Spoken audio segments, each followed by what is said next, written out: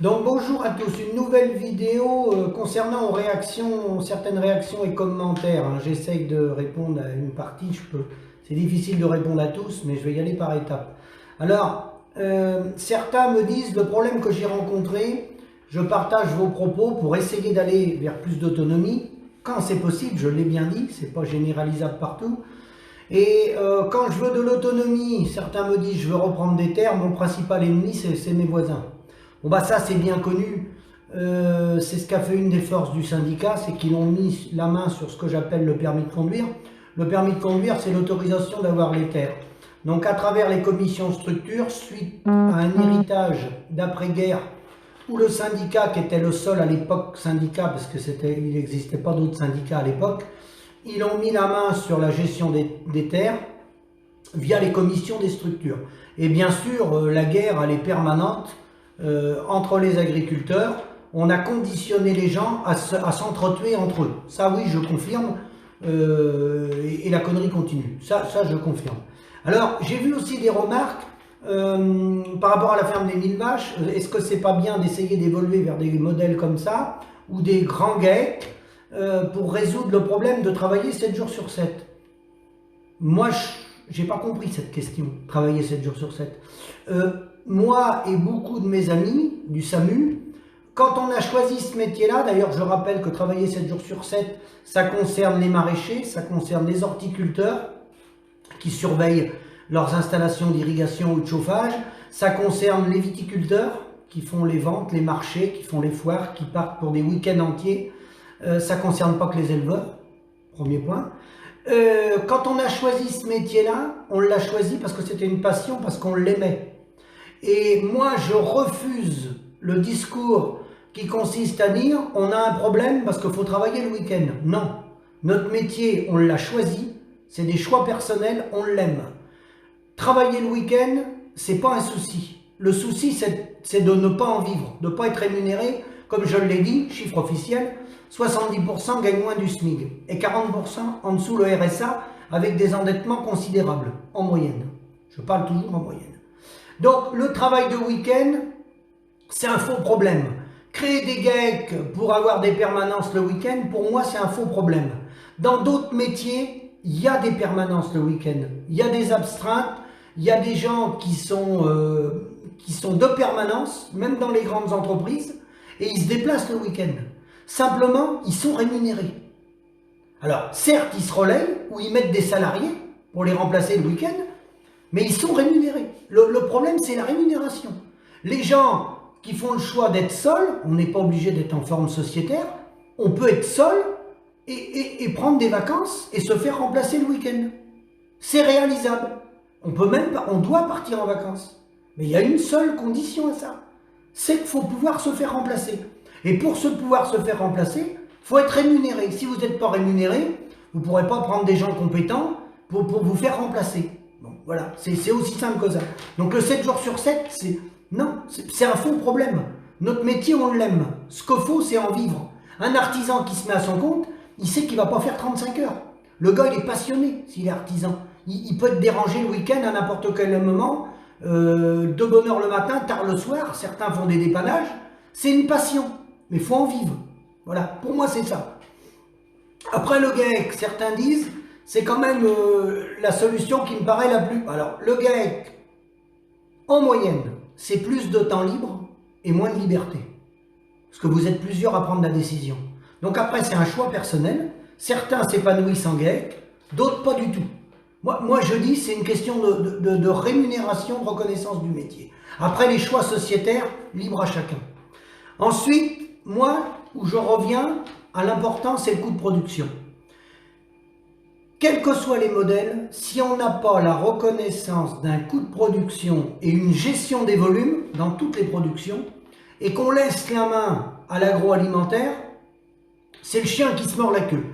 Alors, qui a fait tomber les propositions qui ont été faites? Il y a des gens courageux qui ont lancé un mouvement en 2009, que moi j'ai rejoint tardivement, puisque je ne suis pas rentré au début. Au début, je n'y croyais pas. Je ne pensais pas que ce mouvement-là allait se développer. Comme il y a eu de multiples échecs à travers toutes les actions syndicales qu'on avait pu mener, moi chez moi depuis 1965 à peu près, mon père.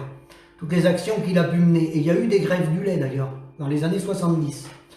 Bon, voilà. Donc, ce mouvement-là, il a proposé la reconnaissance du coût de production, la gestion de l'offre, gestion des volumes, gestion de l'offre, avec un projet européen, un projet de régulation qui ne coûtait pas un centime. Pas un centime. Par qui il a été détruit? Pas par Michel-Édouard Leclerc, pas par l'agroalimentaire, qui certes ne voyait pas d'un bon œil la reprise en main de la gestion des volumes et des coûts de production par les producteurs. Il a été détruit par les paysans eux-mêmes, par une partie de nos collègues paysans attachés aux syndicats qui étaient là pour détruire les autres agriculteurs, notamment ceux qui étaient dans le modèle coopératif. Voilà le problème. Une partie du problème, une très grosse partie du problème, il est chez nous. Il est bien chez nous. Alors, tous ces gens-là qui ont mis en péril et qui ont renversé le modèle de la gestion de l'offre proposée par l'appli nationale à laquelle j'appartenais à l'époque avec tous les copains de tous les départements, les responsables syndicaux qui sont à l'origine de ça, de faire capoter le projet de l'appli pour une gestion des volumes et une reconnaissance juste des coûts de production, à l'époque, on demandait 40 centimes, on était en 2009. Ces responsables syndicaux, est-ce que vous vous êtes posé la question par qui il était payé? Combien il était payé?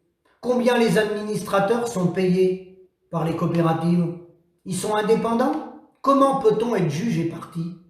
Comment peut-on être représentant d'une coopérative administrateur, défendre l'intérêt de la coopérative, qui est devenue, qui n'est plus une coop de collecte, mais qui est un bras de l'agroalimentaire puisqu'ils font la transformation, avec de multiples sociétés transformées en SAS?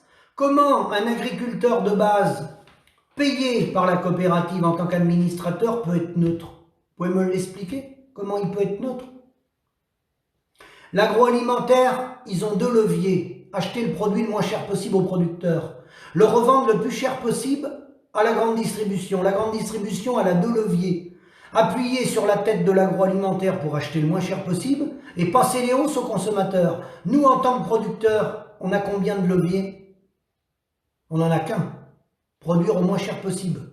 Parce que nos représentants des interprofessions sont en fait des représentants de l'agroalimentaire. Donc ils ne vont pas donner le bon coût de production. Ils ne peuvent pas le donner, le vrai coût de production. Puisque eux, ils sont payés par le système.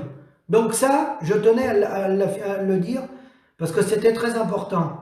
Donc, la coopération, certains disent qu'il faut se regrouper en organisation de producteurs. Bah bravo, c'est ce qu'on a voulu faire à l'appli, une seule OP nationale. C'était le projet des jeunes agriculteurs dans les années 2000, qui l'ont mis à la poubelle, sous la pression de la FNSEA. Bien sûr qu'il faut une organisation de producteurs pour gérer les volumes. Mais pourquoi on n'a pas laissé l'appli nationale travailler? Et les coopératives, qui soi-disant c'est la forme la plus aboutie, ben on voit le résultat. Ils sont même pas capables de valoriser aussi bien que les privés. Ils payent moins bien que les privés. Hein? Et c'est soi-disant nos représentants. Ils ont été prendre des parts de marché à l'exportation non valorisantes, qui contribuent d'ailleurs à une partie de l'échec des états généraux de l'alimentation. J'y reviendrai, c'est pas le sujet. Ensuite, les leviers. Avons-nous des leviers? Mais bien sûr. Tous les gens qui nous entourent, qu'on fait travailler au niveau agricole, ils sont rémunérés par le produit intérieur brut territorialisé. C'est-à-dire, ils facturent franco-français. Ils ont raison, je les soutiens, ils ont bien défendu leur métier, ceux-là, bravo à eux. Nous, on est rémunérés par le produit intérieur brut mondialisé. Comment se fait-il que nos représentants syndicaux, lors de l'arrivée des mises aux normes, lorsqu'on a eu les mises aux normes, pourquoi on a négocié des subventions pour se mettre aux normes? Les subventions, elles ont tombé dans le panier de qui? De tous les gens qu'on a fait travailler. Ça fait de l'inflation sur les prix, sur le béton, sur les constructions, etc. Pourquoi on n'a pas négocié le coût de production? Au départ, le gouvernement nous disait, d'un point de vue environnemental, c'est plus possible de rejeter des rejets agricoles dans les rivières. On vous demande de vous mettre aux normes. Mais c'était là qu'il fallait prendre la balle au bon, au niveau français puis au niveau européen. On fait quoi au niveau européen? Qu'est-ce que fait le COPA-COGECA au niveau européen? C'était là qu'il fallait prendre la balle au bon. et demander la reconnaissance du coût de production? Dans les autres domaines, dans le bâtiment, dans les transports, ils ont eu des normes aussi difficiles que les nôtres. Ils l'ont répercuté sur le carnet de factures. Ils ont fait reconnaître leur coût de production. Tout le monde fait reconnaître son coût de production. Pourquoi un agriculteur, il serait différent? Donc voilà, je tenais à réagir à ça. Ensuite, moi, ce qui est très important, oui, c'est de poser les vrais problèmes pour les futurs investisseurs. Hein? Les futurs investisseurs, pourquoi? Parce que je vois dans les commentaires, certains disent, vous avez le choix. C'est une question de choix. Le choix des modèles, le choix des investissements, on n'est pas obligé d'investir beaucoup. Alors, bien sûr que c'est un choix. Bien sûr que c'est un choix. Mais attention, parce que quand on est jeune, suivant les formations qu'on a eues, suivant les écoles, suivant comment les organismes ambiants autour des jeunes agriculteurs, jeunes ou moins jeunes, il y a un phénomène d'entraînement. Et le problème, c'est qu'une fois que les gens ils ont investi dans du hors-sol ou autre, des sommes relativement importantes, à un moment donné, c'est normal, on croit à son projet. On croit à son projet.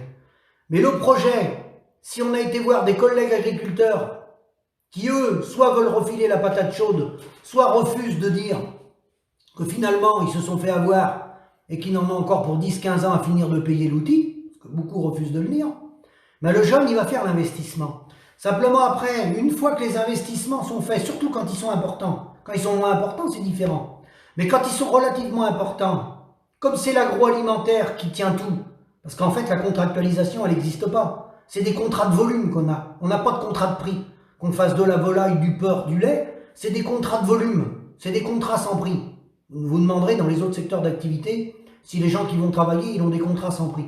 Vous vous renseignerez, vous verrez, pour dire qu'on est à des années-lumière. Mais une fois que vous avez signé avec des investissements importants, mais il est plus facile de divorcer d'avec sa femme que de la coopérative. Parce que vous ne pouvez plus. Vous êtes attaché. Si vous avez investi des montants importants, vous êtes attaché. Et ça, nous, au SAMU social agricole, c'est toutes les semaines qu'on a des jeunes qui appellent, qui sont attachés. Alors, les 2-3 premières années, ils n'ont pas bougé. Ils ont cru, voilà, la chanson, ça ira mieux demain. Mais ils s'aperçoivent que les gars, ils sont coincés. Et vous ne serez pas 15 ans, 20 ans sans refaire des investissements. C'est pas vrai, ça n'existe pas. En volaille, en porc, on n'a aucune autre production. Il y a toujours une évolution. Vous êtes toujours obligé de réinvestir. C'est normal. Faire suivre les outils, le matériel, etc. Mais là, vous ne pouvez plus faire marche arrière. La seule solution d'en sortir, c'est de revendre l'outil au prix de l'endettement que vous avez. Donc, il faut refiler la patate chaude à quelqu'un d'autre. Voilà.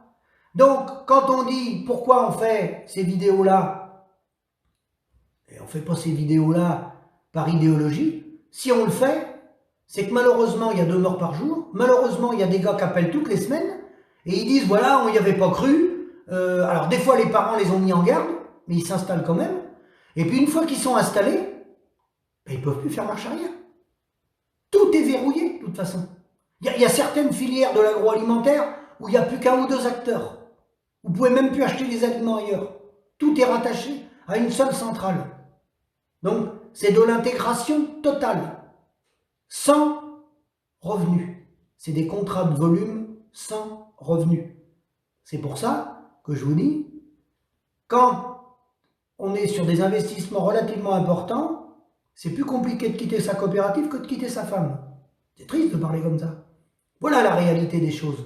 Donc, les responsables agricoles, ils ont proposé principalement qu'un modèle, même si maintenant c'est moins vrai ce que je dis, parce qu'il y a plein de gens qui s'installent sur des petits projets, c'est très diversifié, hein, mais le gros des troupes a été sur un modèle où il fallait augmenter la productivité par travailleur d'année en année, toujours se moderniser, toujours produire plus, toujours des gains de productivité, au bénéfice de qui? Au bénéfice ni du consommateur ni du producteur. Des intermédiaires, le monde coopératif, l'agroalimentaire. Tout ça chapeauté par le syndicat. Donc voilà le bilan que j'en tire. Maintenant, beaucoup de gens l'ont compris, pas tout le monde, mais beaucoup, et il y a beaucoup de projets qui sont complètement à contre-courant de tout ça. Et il y a beaucoup d'innovation. Donc je suis très positif pour 2021 parce que beaucoup de gens ont des projets d'innovation, des projets plus ou moins importants, avec des petits investissements ou des moyens investissements, mais des gens qui veulent se mettre 1 million ou 1 200 000 euros sur la casquette, de plus en plus les gens prennent le temps de réfléchir. Parce que le contrat, quand vous êtes avec des grands groupes agroalimentaires comme ça, il n'y a pas de contrat qui tient. Le contrat, ils peuvent le déchirer. C'est le marché mondial et dans le domaine de la finance, il n'y a pas d'amis. Un financier n'a pas d'amis. Un financier, c'est ses intérêts. Une fois que vous avez investi, c'est votre problème. C'est votre problème. Donc, je mets en garde tous ceux qui veulent réinvestir, car vous pouvez me croire, des coups de téléphone, on en a toutes les semaines. Toutes les semaines. Et les gars, ils sont piégés. Alors bien sûr, ils ne veulent pas le dire. Ils ne veulent pas donner leur identité. Parce que bon, voilà, ils ont cru faire le bon choix et ils se sont fait piéger. Hein? Alors c'est jamais intéressant de se faire piéger. C'est pas facile hein, de reconnaître qu'on s'est fait piéger. Mais après, une fois que le mal est fait, pour faire marche arrière, le banquier, lui, c'est plus son problème. Il dit, monsieur, vous étiez d'accord, il y a 5 ans, il y a 6 ans, il y a 7 ans, vous avez investi 500 000 euros, nous, c'est pas notre problème. C'est que vous êtes mauvais techniquement, hein, votre voisin y arrive, sauf que le voisin, quand vous prenez la voiture puis vous allez le voir, il ne veut pas montrer sa comptabilité, donc il n'est pas beaucoup plus frais que le gars qui nous a appelé. Mais voilà, voilà la situation. Hein? Bon, je vous dis à bientôt.